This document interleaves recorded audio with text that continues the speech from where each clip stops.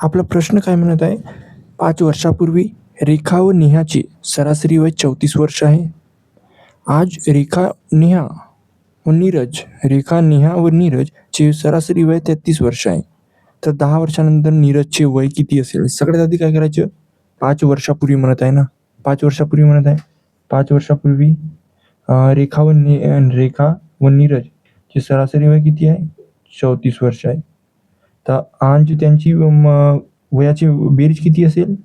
बेरीज असेल, हा 2 इकडे जाणं किती आहे? 68. हा त्यांची वयांची बेरीज असेल. आणि 5 वर्षानंतर किती होणार? म्हणजे 2 व्यक्ती आहेत ना, 5 दुने 10, 10 याच्यामध्ये ॲड करणार, तर 5 वर्षानंतर 78 वर्ष हे रेखा व नेहाचे वय असणार. तर काय म्हणत आहे, रेखा व नेहा व नीरजचे सरासरी वय म्हणत आहे. म्हणजे की रेखा प्लस नीरज प्लस नेहा यांचे सरासरी वय किती म्हणत आहे? 33 वर्ष म्हणत आहे. तर आज ह्या तिघांची बेरीज किती असेल? 3 3 9, म्हणजे की रेखा प्लस नीरज प्लस काय म्हणत आहे, नेहा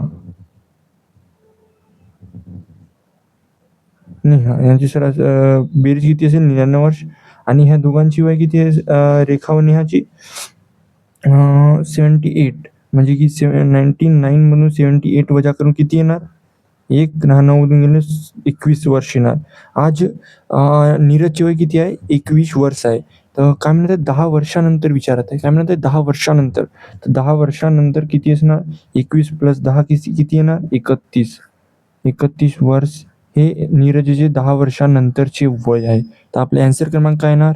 31 वर्ष. ऑप्शन क्रमांक ए आपला उत्तर असणार.